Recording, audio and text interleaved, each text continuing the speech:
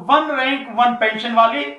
और मैं ऐसे समय में यह बात कर रहा हूं कि जब देश में वो सरकार है जो सरकार अपने आप को देशभक्ति का डंका पीटते पीटते होश ही नहीं मिलता, उसकी जुबान ही नहीं थकती। वो समझती है उसके अलावा और कोई इस देश में देशभक्त है ही नहीं। तो ऐसी देशभक्त सरकार अपने सैनिकों के साथ किस तरह का भेदभाव कर रही है, या इसे यूं कहूं कि ऐसी सरकार के होते हुए भी हमारे सैनिकों के साथ कितना भेदभाव हो रहा है, कितना भेदभाव लगातार चल रहा है। क्या सरकार को नहीं चाहिए कि उस सबको दूर करे, उसको समानता के अधिकार के आधार पर सुने और उस पर कार्रवाई करे और उसको समान करे, उन दिक्कतों को दूर करे, खत्म करे? होना चाहिए, नहीं होना चाहिए? नहीं तो देशभक्ति का जो ढोल है, समझ में भी आ रहा है कि वो देशभक्ति का ढोल केवल झूठा है, ढोल ही ढोल है, हकीकत में कुछ नहीं है। सैनिकों के लिए जो किया जाना चाहिए वो नहीं हुआ है। अब जैसे मैं आता हूं, पहली जो बात है वन रैंक वन पेंशन। साथियों, वन रैंक वन पेंशन के विषय में आप जान रहे हैं कि 2015 से ही जब मोदी सरकार आई है, मोदी सरकार ने दावा किया था, जो रेवाड़ी में मीटिंग हुई फौजियों की और बहुत बड़ी जबरदस्त रैली हुई जिसमें मोदी जी ने संबोधित किया और उसमें उनसे वादा किया कि वन रैंक वन पेंशन को हम देंगे। और उसके बाद जो उन्होंने दी है वो देना न देना बिल्कुल एक ही जैसा हो गया साथियों। और इसीलिए उसी दिन से 2015 से ही लगातार आंदोलन जो हमारे जो सैनिक हैं, जवान हैं, वो लगातार कर रहे हैं। तो सरकार को नहीं पूछना चाहिए कि भाई जब हमने एक बार आपको दे दिया तो क्यों कर रहे हैं आप?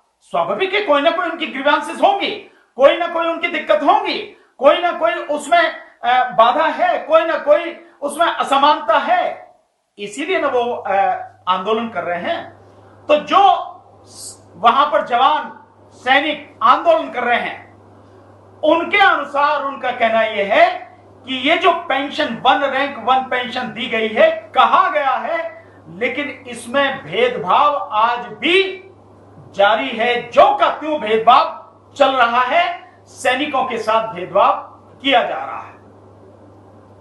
2013 में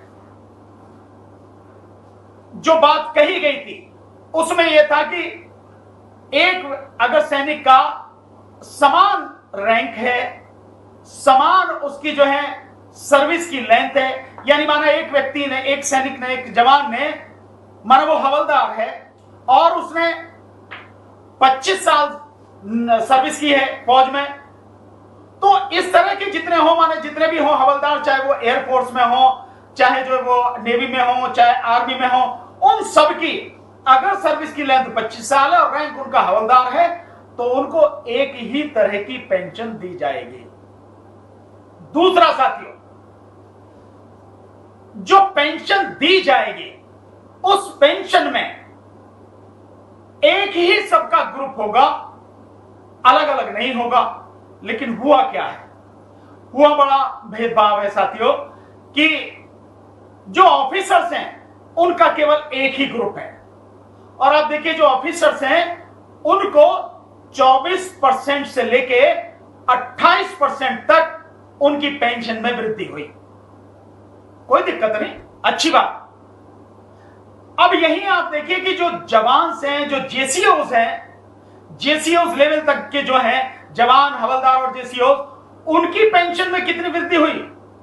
4% से लेके 12% तक। अब इसमें और चीज देखें आप कि जो उसमें वृद्धि हुई है 4% से लेके 12%, इसमें भी जो जवान हैं इसमें भी दो तरह के उन्होंने ग्रुप बना दिए, एक्स ग्रुप और वाई ग्रुप। जो एक्स ग्रुप है उनको जो पेंशन मिल रही है वो ज्यादा मिल रही है, और जो वाई ग्रुप है उनको पेंशन उनसे कम मिल रही है। ऐसा क्यों है? एक ही लेवल पे अगर है और एक ही उसकी सर्विस की लेंथ है, तो जो बेस निश्चित हुआ था, जिस आधार पर उसको पेंशन उस तरह से मिलनी चाहिए थी, समान रैंक की समान पेंशन, तो उसको क्यों नहीं दी जा रही है?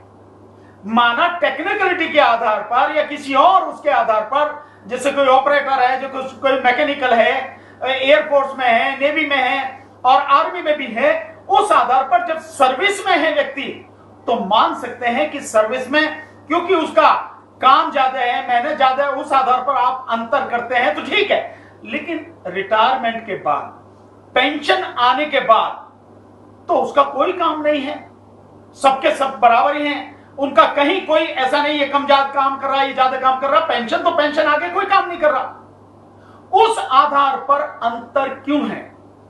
और यह तय हुआ था कि भाई जो एक तो इस तरह का भेदभाव नहीं किया जाएगा, दूसरा जो मैक्सिमम है पेंशन वो दी जाएगी। तो जो एक्स वाले को मान लेते हैं एक कि माना एक्स वाले को 10,000 मिल रही है, वाई वाले को 6,000 मिल रही है, उसे 6,000 क्यों मिल रही है? उसे भी 10,000 मिलनी चाहिए। मैं ये नहीं कह रहा हूं, ना ही ऐसा था कि जो 10,000 है उस वाले की 6 कर दो, नहीं, 10,000 वाले की 6,000 नहीं करनी, 10,000 वाले की 10,000 ही रहनी है, लेकिन जिसको 6,000 मिल रही है उसको बढ़ा के 10,000 करना चाहिए, यही नियम है। लेकिन कुछ ऐसा घालमेल हुआ, कुछ ऐसी लीडरशिप हुई, और हमेशा मैं जो मानता हूं, यह मेरे जीवन का बड़ा अनुभव है, कड़वा अनुभव है, कि जब भी धोखा होता है, जब भी इस तरह की दिक्कतें आती हैं, वो जो संगठन होते हैं जो अपनी मांगों को लेकर संघर्ष कर रहे होते हैं, उनके जो लीडरशिप होती है, उसकी लीडरशिप में कहीं ना कहीं गड़बड़ होती है। या तो कोई सरकार से मिल जाता है, मिला हुआ होता है, सरकार का आदमी होता है, और या वो अपने स्वार्थ के लिए काम कर जाए, बाकी जो है भाड़ में जाओ, कोई दिक्कत नहीं। तो जब भी दिक्कत आती है, उन संगठनों की जो लीडरशिप है उसमें दिक्कत आती है, जिसकी वजह से सारा खेल बिगड़ जाता है। तो ये जो अंतर है कि जब एक ही रैंक है, एक ही सर्विस लेंथ है, और जो मैक्सिमम आप जिसको दे रहे हो पेंशन, वही सबको क्यों नहीं दी जाती? और जो एक्स ग्रुप में जिन्हें बना रखा है, एक्स ग्रुप में बस केवल 6% लोग हैं जो सेना से रिटायर्ड हुए, जो पेंशन लेने वाले जवान्स में, जेसीओज में, जो एक्स ग्रुप में जिनको रखा गया, वो उनकी संख्या 6% है। और जो 94% है, 94% जो है वो दूसरे हैं, वो दूसरे जवान हैं जिनको वाई ग्रुप में रखा गया। तो जो वाई ग्रुप वाले हैं वो भी एक्स ग्रुप के बराबर ही पेंशन लेने के अधिकारी क्यों नहीं हैं? और सरकार ने वादा करने के बाद भी आज तक उनको ये पेंशन क्यों नहीं दी है? दूसरा, इसी तरह से फैमिली पेंशन में जो है वो है दिक्कत, फैमिली पेंशन में भी अंतर है। तो आप फैमिली पेंशन को भी जो ज्यादा मिल रही है वो क्यों नहीं दे रहे, ताकि सभी जवानों को बराबर पेंशन मिल सके?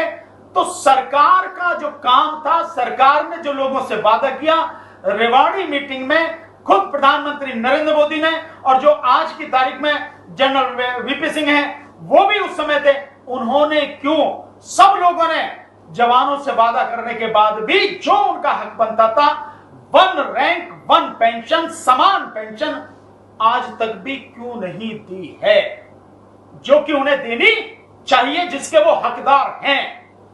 ये जो असमानता है, ये बहुत ही गलत है, और मैं मानता हूं ये सैनिकों का अपमान, जवानों का अपमान करना है। इसके अलावा और देखिए साथियों, और अंतर है।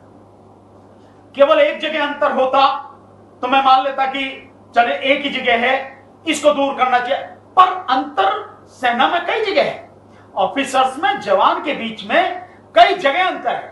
मैं मानता हूं कि जो ऑफिसर्स हैं वो जिस तरह की एजुकेशन लेके आते हैं, जिस तरह का वो कंपटीशन वगैरह देके पास करते हैं, निश्चित तौर पर जो जिम्मेदारी होती है उसके हिसाब से वो उस कई चीजों के लिए डिजर्व करते हैं, होना भी चाहिए।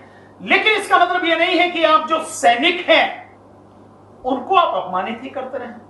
इस तरह से देखिए आप, मैं एक इसका आपको उदाहरण यहां से लेता हूं। जब एक जवान सेना में भर्ती होता है तो जिस समय उसकी ट्रेनिंग चल रही होती है, उस ट्रेनिंग के दौरान उसको एक फटीक बोलते हैं, फटीक, उस फटीक के हिसाब से जाना पड़ता है, जो अधिकारी होते हैं उनके यहां घरों में जाके काम करना पड़ता है, चाहे उनके घरों के लोन की घास काटें, गमलों में पानी लगाएं, या और कोई काम करें, या कपड़े धोएं, या कुछ इस तरह की जो चीजें होती हैं, वो सारी की सारी चीजें फटीग के दौरान सैनिक करते हैं। सैनिक क्या इस काम के लिए। इसके अलावा जो ऑफिसर्स हैं, उन ऑफिसर्स के घरों में सैनिक काम करते हैं, उनके बच्चों को लाने ले जाने का काम करते हैं, झाड़ू वगैरह का काम होता है, खाना बनाने का काम होता है, बर्तन धोने और कपड़े धोने तक का भी काम होता है। क्यों करेगा जवान? क्या वो जवान, वो सैनिक ये काम करने के लिए है क्या, या वो देश की सेवा के लिए गया है, देश के लिए संघर्ष करने के लिए गया है, देश के लिए बलिदान करने के लिए गया, उसके लिए काम करेगा वो? तो ऐसा क्यों किया जाए कि उसको इतना अपमानित? क्या आप नहीं मानते कि इस तरह से जो हमारे सैनिक हैं उनके स्वाभिमान को कुचला जाता है, उनको सम्मान नहीं अपमानित किया जाता है? अगर अधिकारी हैं और उन अधिकारी को सुविधा देना सरकार चाहती है, बहुत अच्छी बात है, आप दीजिए, कोई मना नहीं करता। क्योंकि अगर आप वैसे भी देखें तो आईएएस लोग हैं, आईपीएस लोग हैं, आईपीएस के यहां भी जो सिपाही हैं वो जाके काम करते हैं, लेकिन जो आईएएस लोग हैं उनके यहां पर अगर उन्हें चाहिए तो उनके लिए नौकर होते हैं। अब जैसे जजेस हैं, उन जजेस के लिए भी नौकर चलाऊ हैं, हाई कोर्ट के जजेस हैं, सुप्रीम कोर्ट के जजेस हैं, उनके लिए भी नौकर दिए जाते हैं, काम करने के लिए घर में दिया जाता है। ठीक इसी तरह से सेना में जो ऑफिसर्स हैं उनके यहां भी अगर आपको सुविधाएं देनी तो दीजिए। आप वहां खाना बनाने वाले दीजिए, जो खाना बनाए, बर्तन मांजे और झाड़ू पोछा लगाए, दीजिए ना, आप उनको सुविधाएं दीजिए। पर वो काम सैनिक क्यों करेगा? आपको कपड़े धोने वाले उनको देने ही दीजिए, उनके बंगलों में जो साफ सफाई करने वाले, घास काटने वाले, गमलों को पानी देने वाले, पौधों को पानी देने वाले, बिल्कुल आप दीजिए उन्हें सुविधाएं। एक उन्हें नौकर दीजिए, दो दीजिए, जितनी आप समझते हैं कि इतनी सुविधाएं हमें अपने अधिकारी को देनी है, बहुत अच्छी बात है, दीजिए, आप वो डिजर्व करता है, दीजिए। लेकिन ये काम सैनिक क्यों करेगा? ये काम सैनिक का नहीं है ना। सैनिक किसी अधिकारी के घर में काम करने गया, नौकरी करने नहीं गया, वो अधिकारी का नौकर नहीं है, वो देश का सैनिक है। और देश के सैनिक का स्वाभिमान है, सम्मान है। उस स्वाभिमान और सम्मान की रक्षा की जानी चाहिए, सम्मान को बढ़ाया जाना चाहिए और उसे उसी हिसाब से ट्रीट किया जाना चाहिए। वो किसी के घर में जाके अधिकारी के में काम क्यों करेगा? ये परंपरा बहुत गलत है। ये परंपरा अगर ब्रिटिश पीरियड के रही हो सकता है उस समय के ही जो परंपरा रही हो। क्यों? क्योंकि वो तो ब्रिटिशर्स थे, तो उसमें जो ऑफिसर्स होते थे वो सारे ब्रिटिशर्स होते थे, अंग्रेज होते थे, और बाकी जो नीचे के रंगरूट है वो सारे के सारे जो है भारतीय होते थे। तो उनके अंतर के लिए और उनको ये एहसास कराने के लिए कि हम तुम्हारे अधिकारी हैं, हम तुम पे हुकूमत करने आए, तुम गुलाम हैं, उस समय की वो परंपरा होगी। और उस समय वो लोग उन लोगों से काम कराया जाता होगा, घर का बाहर का जो भी है वो सारा सब कुछ, वो एक उस समय की परंपरा रही हो। आज तो नहीं। आज तो संविधान के आधार पर चलने वाला गणतांत्रिक देश है, स्वतंत्र देश है भारत। तो इस स्वतंत्र भारत में जो हमारे जवान हैं, जो हमारे जेसीओज हैं, जो सैनिक है हमारे, उनका सम्मान होना चाहिए, उनका स्वाभिमान होना चाहिए, उनके स्वाभिमान को बढ़ाना चाहिए, बरकरार रखना चाहिए, उसको ठेस नहीं पहुंचानी चाहिए, उसको कुचला नहीं जाना चाहिए। तो इसलिए घर में काम करने के नौकर के जो काम करते हैं वो सैनिकों से कराना बंद करना चाहिए। मैं मानता हूं कि सैनिक इस आवाज को नहीं उठा सकते क्योंकि वो डिसिप्लिन्ड फोर्स है, एक अनुशासित सेना है, जवान है, वो ये नहीं उठा सकते।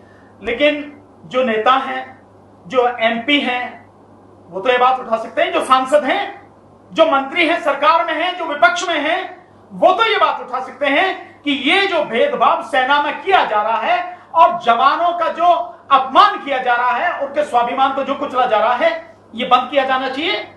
ये तो वो कर ही सकते हैं, लेकिन कोई आवाज नहीं उठा रहा। मैं नहीं जानता कि क्यों नहीं उठा रहे। क्या उन्हें सेना से कुछ लेना देना नहीं है, या उन्हें किसी तरह का डर है, या वो जानते ही नहीं है, कुछ भी हो सकता कारण, लेकिन ये गलत है। तो ये जो भेदभाव है ये बंद होना चाहिए। एक बात, इस बात पर भी विचार करना चाहिए कि जो सैनिक हैं हमारे, आप देखिए तीनों सेनाओं में, मैं जो पैरामिलिट्री फोर्सेस है, अर्धसैनिक बल है, उनकी बात नहीं कर रहा, वो भी मैं आज करूंगा, मैं उनकी बात नहीं कर रहा हूं, मैं केवल अभी सेना की बात कर रहा हूं।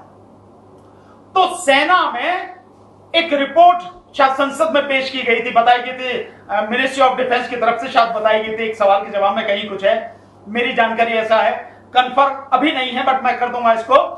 उसमें कहा यह गया है कि सेना में हर साल 100 से लेकर 150 तक जवान सुसाइड करते हैं, आत्महत्या करते हैं। क्या इस पे ध्यान नहीं दिया जाना चाहिए कि आत्महत्या क्यों है, जवान आत्महत्या क्यों कर रहे हैं, जवान के सामने ऐसी क्या दिक्कत है कि उसे आत्महत्या करनी पड़ी है, सुसाइड करना पड़ रहा है? क्या ये जो जिस तरह से उसका स्वाभिमान कुचला जाता है, अपमानित किया जाता है, क्या यह भी इसका एक कारण है? या एक और कारण हो सकता है कि जो माना जरूरत 10 जवानों की है और 10 जवान की जगह 5 ही जवान हैं और 5 जवानों को 10 जवानों का काम करना पड़ रहा है, तो उन पे एक्स्ट्रा प्रेशर है, डबल काम करना पड़ रहा है, उसका भी प्रेशर है। क्या इस वजह से जवान जो सुसाइड कर रहे हैं? ये क्या कारण है जो हमारे जवान सुसाइड कर रहे हैं? और एक इंफॉर्मेशन इस तरह की है, ये जो सैनिकों के ही माध्यम से है, एक इंफॉर्मेशन ये है कि जितने अब तक जो हमारे युद्ध वगैरह हुए हैं, जितने भी मतलब हमारी भिड़ंत हुई हैं, उसमें जितने जवान हमारे शहीद हुए हैं, उससे ज्यादा जवानों ने आज तक हमारे देश में आत्महत्या की है। तो ये इतनी गंभीर परिस्थिति है, क्या इसको सामान्य समझा जा रहा है कि जवान क्यों आत्महत्या कर रहे हैं? इस बात को गंभीरता से लेकर इसका बिल्कुल समाधान करना चाहिए, जवानों से जवानों की समस्या सुननी चाहिए, क्या बात है, जिससे हमें पता लगे एक्चुअल में कि जवान क्या महसूस कर रहे हैं, किस वजह से डिप्रेशन में जा रहे हैं, किस वजह से ये स्थिति उनके सामने खड़ी हो रही है, ऐसा क्यों हो रहा है? इसका समाधान करना किसकी जिम्मेदारी है? सरकार की जिम्मेदारी है, सरकार को करना चाहिए।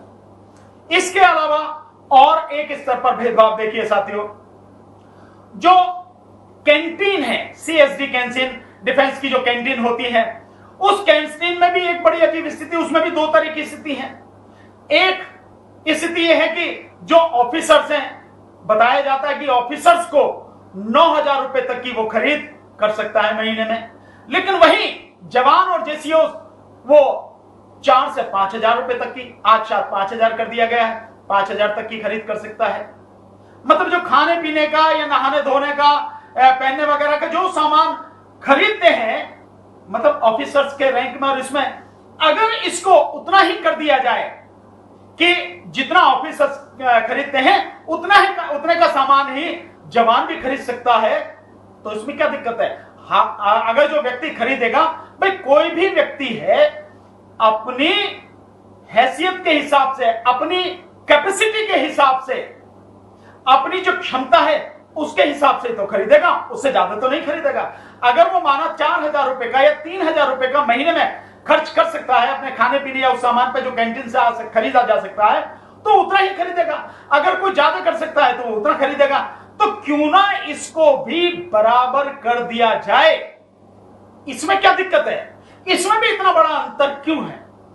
एक बात। दूसरी बात, एक बड़ी जबरदस्त बात है जिसके विषय में मैं समझता हूं, उसको समझना बहुत जरूरी है कि एक जवान, जेसीओ लेवल तक एक जवान अपनी सर्विस में रहते हुए एक गाड़ी खरीद सकता है, और सर्विस से रिटायर होने के बाद जब वो पेंशन आता है तो वो पेंशन के बाद भी केवल एक गाड़ी खरीद सकता है, केवल एक। वहीं पर जो अधिकारी हैं, ऑफिसर्स हैं, वो उनको गाड़ी हर 4 साल में खरीदने का उनको अधिकार है। बहुत अजीब सी स्थिति है, मैं नहीं समझ पा रहा हूं कि ये क्यों है। और इसमें भी एक अंतर है कि जो जवान है वो जवान 1400 सीसी तक की ही गाड़ी खरीद सकता है, और जो ऑफिसर है वो 2500 सीसी तक की गाड़ी खरीद सकता है। ये जो अंतर है, और जवान केवल अपने पेंशन आने के बाद, रिटायर होने के बाद केवल एक गाड़ी, और वो 4 साल में बदल सकता है। क्यों भाई? ये जो भेदभाव है, इसे क्यों ना एक समान कर दिया जाए कि दोनों के लिए यह नियम बना दिया जाए कि जवान हो या ऑफिसर हो, वो व्यक्ति जो गाड़ी खरीदेगा वो गवर्नमेंट के नियम के अनुसार पेट्रोल की है तो 10 साल में बेकार हो जाएगी, डीजल की तो 15 साल में। तो पेट्रोल की खरीदनी है तो 10 साल बाद खरीद सकता है, डीजल की खरीदनी है तो 15 साल बाद खरीद सकता है। ये नियम जितने भी अधिकारी हैं सेना के और जितने भी जवान हैं उन सबके लिए बराबर करने में क्या दिक्कत है सरकार को? और सरकार ने अब तक क्यों नहीं किया गया? क्या दिक्कत है सरकार को ये सारी चीजें करने में? जो सरकार इतनी राष्ट्रभक्त है और सेना के नाम पर जो वोट मांगती है, सेना को वोटों के लिए जिस सरकार ने इस्तेमाल किया है, वो सरकार का सैनिकों की इतनी बात भी सुनने को तैयार नहीं है, समझने को तैयार नहीं है, उन्हें उनका ये हक देने को तैयार नहीं है। क्यों? कहां है ध्यान आपका? क्या सरकार का सारा ध्यान एमएलए एमपीओ को खरीदने पर, विपक्ष की सरकारों को गिराने पर और अपनी सरकार बनाने पर ही है? सिर्फ इसी पर ध्यान है? सैनिकों के साथ ये जो भेदभाव हो रहा है, ये सेना में ये जो अंतर है, इस अंतर को दूर करके सबको एक समान स्तर पर सुविधाएं देने में क्या दिक्कत है? कोई दिक्कत मैं नहीं मानता कि कोई दिक्कत होनी चाहिए। इसको समान किया जाना चाहिए ताकि किसी भी तरह का एक भेदभाव, एक असंतोष नहीं हो। दूसरा एक और अंतर है साथियों, मैं यही कह रहा हूं कि केवल एक बात नहीं है, बातें कई हैं, अंतर कई हैं, भेदभाव कई स्तर पे हैं। एक और भेदभाव साथियों आप देखिए जिसके विषय में आप सबको जानना बहुत जरूरी है। जैसे एक एमएसपी है, यानी मिलिट्री सर्विस पे, एक ये बहुत वो है, बहुत ही महत्वपूर्ण है। यानी कि जो लोग सेना में हैं, जो सेना की सर्विस कर रहे हैं, उनको एक ये पे मिलती है। अब इसमें अब अंतर देखिए कि जो सैनिक है उस सैनिक को मिल रहे हैं 5,000, जो नर्सिंग स्टाफ है उसको मिल रहे हैं 10,000 और जो ऑफिसर्स हैं उनको मिल रहे हैं 15,000। आप जरा इसको देखेंगे कि जो सैनिक है सीमा पर तो वही होता है, जो फ्रंट में खड़ा है वो सैनिक ही है। उसके साथ मैं मानता हूं कि कैप्टन रैंक के और कभी कभी होता है कि मेजर रैंक के ये जो लोग हैं ये भी होते हैं, लेकिन जो फ्रंट पे है वो तो सैनिक ही है ना। तो सैनिक को वैसे तो होना चाहिए कि उससे ज्यादा मिलना चाहिए, उलट होना चाहिए कि जो लोग ऑफिस में बैठकर काम कर रहे हैं, एसी कमरों में बैठकर काम कर रहे हैं, हॉस्पिटल्स में काम कर रहे हैं, उनको जो ये बेनिफिट मिला है, उनको ये बेनिफिट जो सेना में जो वहां पे फ्रंट लाइन पे है, मोर्चे पे है, उसको ज्यादा मिलना चाहिए और जो घर अपने ऑफिस में बैठे उनको कम मिलना चाहिए। पर अगर ये नहीं तो आप इसको समान ही कर दें। अगर आप 15,000 ऑफिसर को दे रहे हैं तो 15,000 ही नर्सिंग स्टाफ को भी और 15,000 ही जो हमारे जवान हैं उनको भी इतना ही दे दीजिए। उसमें क्या दिक्कत है? ये अंतर क्यों है? जो व्यक्ति ज्यादा काम कर रहा है, जिसकी जिंदगी ज्यादा जोखिम में है, जो अपनी जान को हथेली पर लेकर देश की रक्षा कर रहा है, लगातार फ्रंट पर है, उसको आपको ये देने में क्या दिक्कत है? तो आप अगर उसको कम ज्यादा, मतलब अगर उसे ज्यादा नहीं दे सकते जवान को, तो बराबर ही कर दीजिए। इसको बराबर नहीं होना चाहिए। मैं जनता से पूछता हूं, आपसे पूछता हूं, क्योंकि आपके टैक्स पेयर्स का पैसा है ये जो जाता है उनको। तो आप भी इस बात को बताइए कि क्या ये बराबर नहीं होना चाहिए? नर्सिंग स्टाफ को, ऑफिसर्स को और जवान को ये एमएसपी जो है आप इसको बराबर कीजिए। दूसरा, यहां एक चीज और मैं आपको बताना चाहूंगा साथियों, इसको ध्यान रखना बहुत जरूरी है। इसमें आप अगर देखें, जो जवान हैं उस जवान के सेना में भर्ती होने की उम्र है 18 साल। 18-19 साल की एज में वो भर्ती हो जाता है और 16-17 साल की उसकी सर्विस होती है। यानी 35 साल में, किसी को 40 में, मैक्सिमम जवान जो है उनको 35 साल में रिटायर कर दिया जाता है, उनको पेंशन दे दिया जाता है। ठीक है, ये हमारी सेना की जो है ऊर्जा बने रहने के लिए, मजबूती बने रहने के लिए ये उम्र जो रखी गई, इसका जो बैरियर लगाया गया, ठीक है, मैं मानता हूं इसको कि ये जरूरी है कि नौजवान जो सैनिक है हमारे वो चाहिए, उनका हौसला बुलंद होता है, उनकी जो शक्ति है वो ज्यादा होती है, ये होना चाहिए। लेकिन साथियों, इसके अलावा जब ये सारी चीजें, आप दूसरी चीज को देखिए कि एक सैनिक 18 साल में भर्ती हुआ, 35 साल की उम्र है, आपने उसको पेंशन देके घर भेज दिया। लेकिन उसके बाद वो क्या करे, उसके 35 साल की उम्र के बाद में वो क्या करे, इसका कोई इंतजाम सरकार ने नहीं किया। जहां ऑफिसर्स हैं, वो ऑफिसर्स के रिटायर होने की उम्र 55 साल से लेके 60 साल तक है।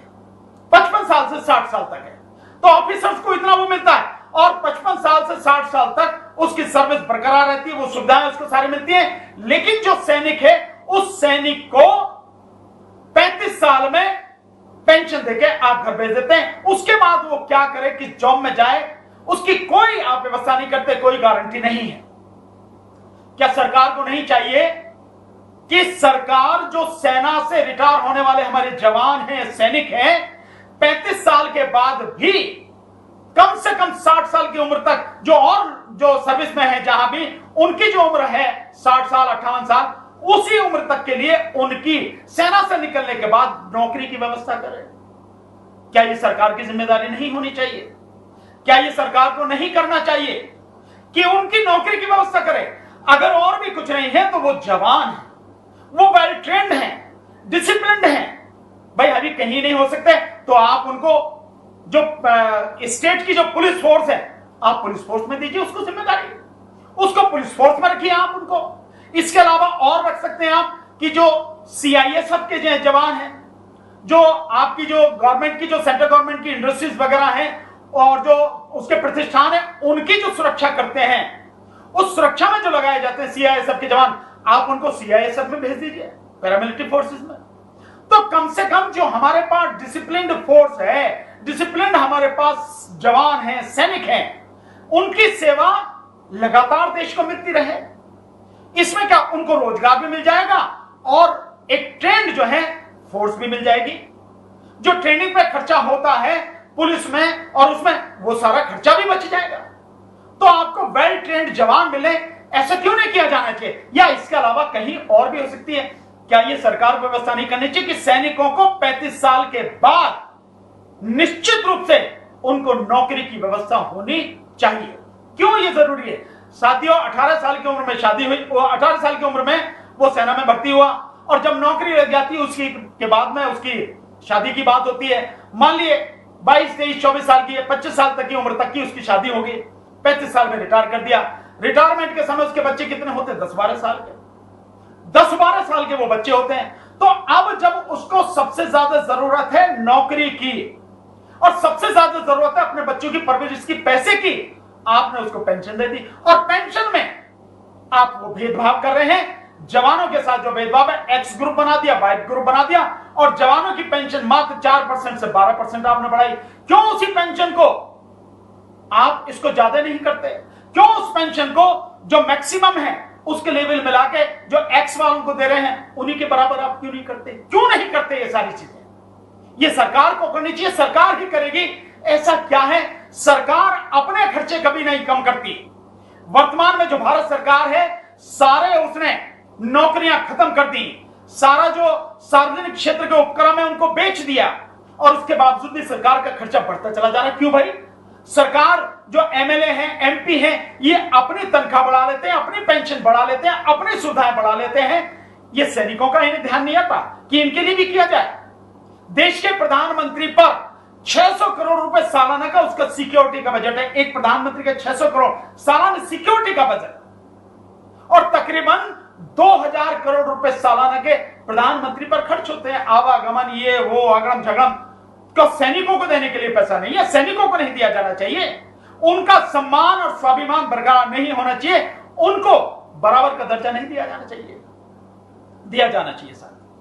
अब दूसरी बात यह है साथियों, अब इसको देखो कि ऑफिसर रिटायर होता है 55 से 60 साल की उम्र में, और सैनिक जो रिटायर होता है वो रिटायर होता है 35 साल की उम्र में। अब आ जाते हैं हम ECHS, एक स्कीम है, वो है ex serviceman contributory health scheme, यानी कि जैसे सेंट्रल गवर्नमेंट की CGHS central government health scheme है, उसी तरह की ये है। ये कंट्रीब्यूटरी है, यानी कि जो भी उस हेल्थ फैसिलिटी का फायदा लेना चाहते हैं वो उसके मेंबर होंगे और कंट्रीब्यूट करेंगे, उसके आधार पर उनको मिलेगा।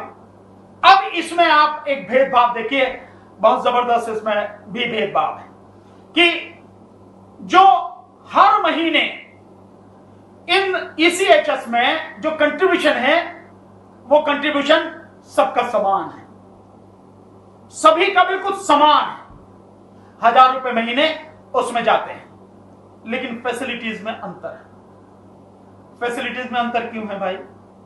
अगर एक जवान जो जवान है वो भर्ती होता है तो वो जनरल वार्ड में, जो जेसीओज हैं वो अगर भर्ती होते तो सेमी प्राइवेट वार्ड में, और जो ऑफिसर्स हैं वो प्राइवेट वार्ड में।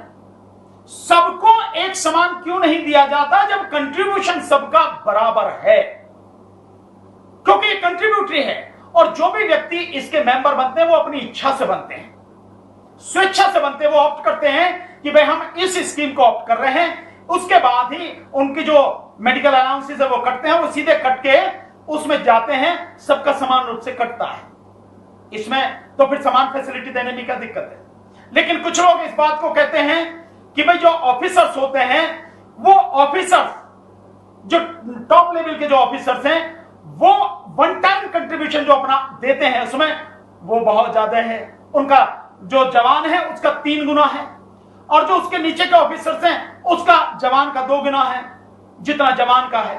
माने कि जवान अगर 60,000 देता है वन टाइम, तो उसके ऊपर का जो ऑफिसर है, जेसीओ या जिसको भी आप मान लें, वो 1 लाख देता है, और उसके ऊपर का जो है वो देता है करीब 1,60,000। ऐसे एक मान लें, एक समझने के लिए हम इसको समझे, अगर वो उतना देता है। लेकिन अगर आप इसको देखें तो जो जवान है वो रिटायर कितने में हुआ? 35 साल में।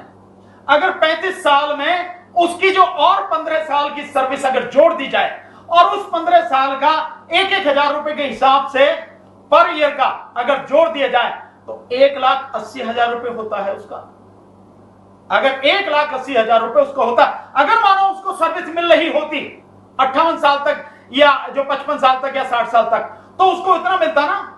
80,000 है या 1,80,000 है या 2,40,000 होता उसका।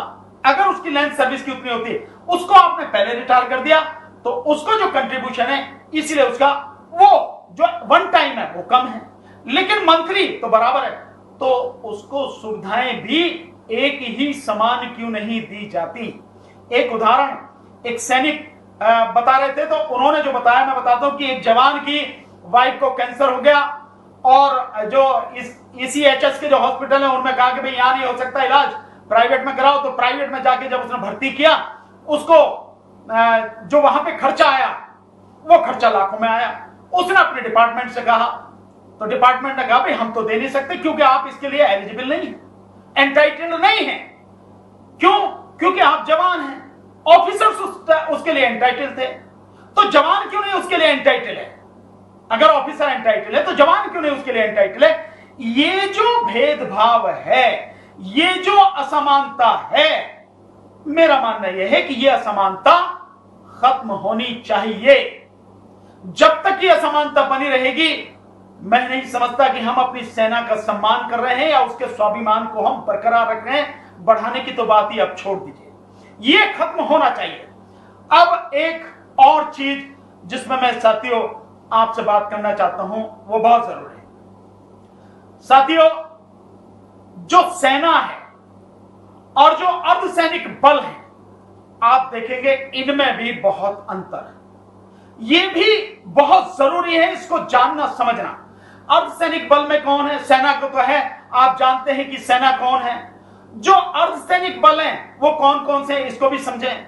जिनको पैरामिलिट्री फोर्सेस कहते हैं वो कौन कौन से हैं? वो हैं जैसे बीएसएफ है, सीआरपीएफ है, सीआईएसएफ है, आरएएफ है, आईटीबीपी है, एसएसबी है। ये जो है ये है अर्धसैनिक बल, यानी पैरामिलिट्री फोर्सेस। अब आप देखिए कि सेना का जो बॉर्डर पर, सीमा पर जब जाती है वो तब जाती है कि जब युद्ध होता है। अगर युद्ध नहीं है तो सेना सीमा पर नहीं होती। युद्ध ना होने की स्थिति में सीमा पर होते हैं बीएसएफ के जवान, सीआरपीएफ के जवान या आईटीबीपी के जवान। ये लोग सीमा पर होते हैं जो 24 घंटे देखभाल करते हैं। आप जब भी देख रहे होंगे सीमा पर जो भी कभी कभी दिखाई जाती है न्यूज में, वो उन्हीं की है। उन्हीं की वो दिखाई जाती है जो हमारे सीआरपीएफ के जवान हैं या हमारे आईटीबीपी के और ये जो बीएसएफ के जवान हैं वो दिखाई जाते हैं गश्त करते हुए। उनकी हमेशा 24 घंटे वहां पर ड्यूटी रहती है। तो उसमें जब यह होता है कि वो सीमा पर अगर है और कहीं से मानिए कि पाकिस्तान को ही मानिए कि उसने जो सीज फायर उसका उल्लंघन किया, गोलीबारी कर दी और उसमें हमारे जवान शहीद हो गए, जो हमारे सीआरपीएफ के जवान है, जो बीएसएफ के जवान है, वो शहीद हो, लेकिन उनको शहीद का दर्जा नहीं है। उनको शहीद का दर्जा नहीं दिया जाता सरकार में। मैं ये सवाल पूछना चाहता हूं कि क्यों नहीं दिया जाता? उन अर्धसैनिक बलों को जो 24 घंटे सीमा पर देश की रक्षा करते हैं, सेना से भी ज्यादा वो रक्षा करते हैं, उनको शहीद का दर्जा क्यों नहीं दिया जाता? और एक शहीद के परिवार को जो सुविधाएं मिलती हैं वो सुविधाएं उनके परिवार को क्यों नहीं दी जाती हैं, ये मैं जानना चाहता हूं। जबकि जॉब उसका मैं कह सकता हूं सेना से किसी हालत में कम नहीं है। सेना तो जब लड़ाई हो रही है, जब हमला है देश पे तभी है, वो तो 24 घंटे हैं और कितने प्रेशर में काम करते हैं आप सब जानते हैं। तो उनको सुविधाएं क्यों नहीं मिलनी चाहिए? एक अब 2-3 बातें छोटी छोटी वो बतानी बहुत जरूरी है साथियों। सरकार नहीं दे रही है, सरकार की तो नीयत है आपको समझ में आ जाती है। मैं 3 उदाहरण से आपको बता दूंगा। सरकार जो कारगिल युद्ध हुआ था, कारगिल युद्ध के बाद में कितने ही सैनिक हमारे जिनको गंभीर चोटें आई हाथ में, पैर में, और वो किसी तरह से अब वो सामान्य काम करने की स्थिति में नहीं है, उन्होंने मुकदमे डाले, लेकिन सरकार ने, मिनिस्ट्री ऑफ डिफेंस ने उनको कुछ भी दिया नहीं, बल्कि उनके खिलाफ मुकदमे डाले और उन्हें कहा गया कि आप सिद्ध करो कि हां आप उस समय वहां सेना में थे, आप उस समय वहां उस लड़ाई में थे और आपके साथ ये घटना वहां पर घटी। कितने ही लोगों के खिलाफ ये मुकदमे हैं। 20-22 साल हो गए कारगिल युद्ध को, अभी तक उनकी समस्या सुलझी नहीं है, बल्कि उनके खिलाफ मुकदमे चल रहे। जो सैनिक अपना जीवन दांव पे लगा के देश की रक्षा की, उसके साथ में यह व्यवहार होना चाहिए? क्या सरकार को नहीं चाहिए कि मिनिस्ट्री ऑफ डिफेंस को नहीं चाहिए कि उन समस्याओं का तत्काल समाधान करके उनको, सैनिकों को उनका हक दे, जो ऑफिसर्स हैं उनको उनका हक दे?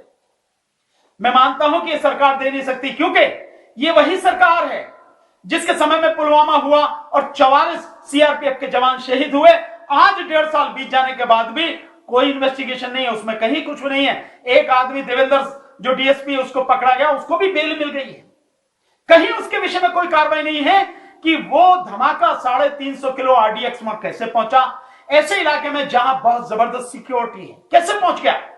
कोई इन्वेस्टिगेशन नहीं है। कौन दोषी है उसके विषय में किसी का कुछ पता नहीं। 1.5 साल बाद अगर सेना के साथ इतनी भयानक घटना घटी है और आप अभी तक नहीं पता लगा पाए, तो बाकी और का क्या है? क्या यह माना जाए कि वो सब सरकार की का प्री प्लान थी, कहीं मिलके ही वो सब इलेक्शन का लाभ लेने के लिए? क्योंकि 2019 में मई में इलेक्शन था, आप सबको ध्यान है, अप्रैल मई में इलेक्शन था, और जो वो हुआ पुलवामा वाला वो 14 फरवरी को हुआ, आप सबको मालूम है। और अब चीन के साथ जो हुआ है, इस 15 जून को जो हुआ, 15 जून की घटना जिसमें हमारे 20 जवान शहीद हुए हैं, कहा जरूर गया है, प्रधानमंत्री की तरफ से कहा गया कि उनका बलिदान बेकार नहीं जाएगा, लेकिन वही प्रधानमंत्री ये कहते हैं कि लद्दाख में ना तो कोई वहां बाहर से आकर घुसा है, ना कोई घुसा हुआ है, और ना ही हमारी एक भी पोस्ट किसी के कब्जे में है। तो फिर यह बताएं कि हमारे 20 जवान शहीद कैसे हुए? हमारे 10 जवान जिनमें 4 सीनियर ऑफिसर्स भी हैं, चीन ने कैसे बंदी बना के रखे, उनको बाद में छोड़ा, और कैसे हमारे 76 जवान घायल हुए?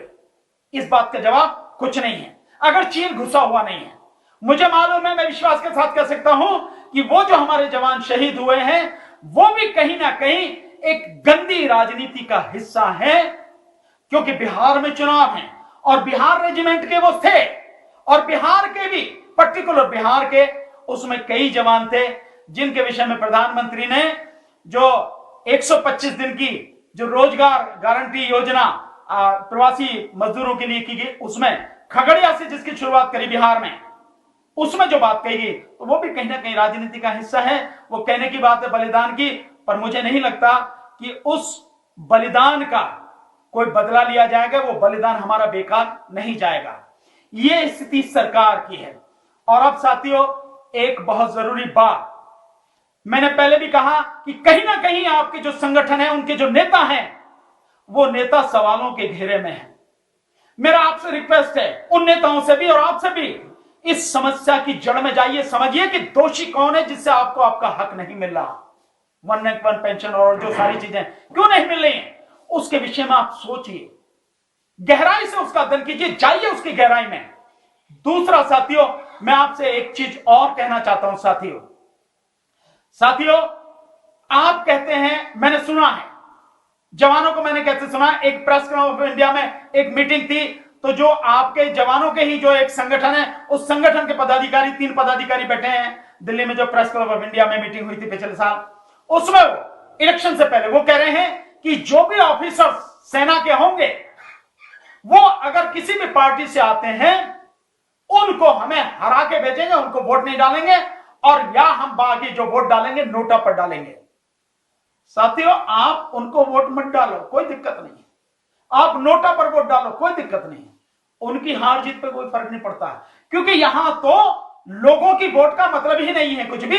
यहां तो ईवीएम से इलेक्शन हो रहा है, ईवीएम से आपका वोट लूट लिया जाता है, तो आप नोटा पे डालो, किसी पे डालो, कोई फर्क नहीं पड़ता। और आप राजनीति से इतनी घृणा क्यों करते हैं? ये जो डिमांड आप रख रहे हैं, किसके सामने रख रहे हैं? राजनीतिज्ञों के सामने रख रहे हैं ना, सरकार के सामने रख रहे हैं। सरकार किससे है? राजनीति से। आप खुद राजनीति में क्यों नहीं आते हैं?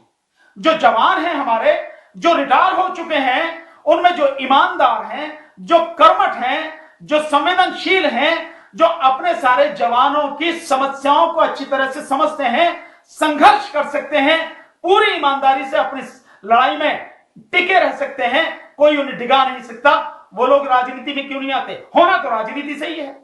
यह राजनीति के बिना हल नहीं होगा, यह संसद में जाए बिना हल नहीं होगा, यह संसद से ही हल होगा, बिना उसके नहीं होगा। तो आप राजनीति से घृणा क्यों करते हैं? आप राजनीति में आते क्यों नहीं हैं?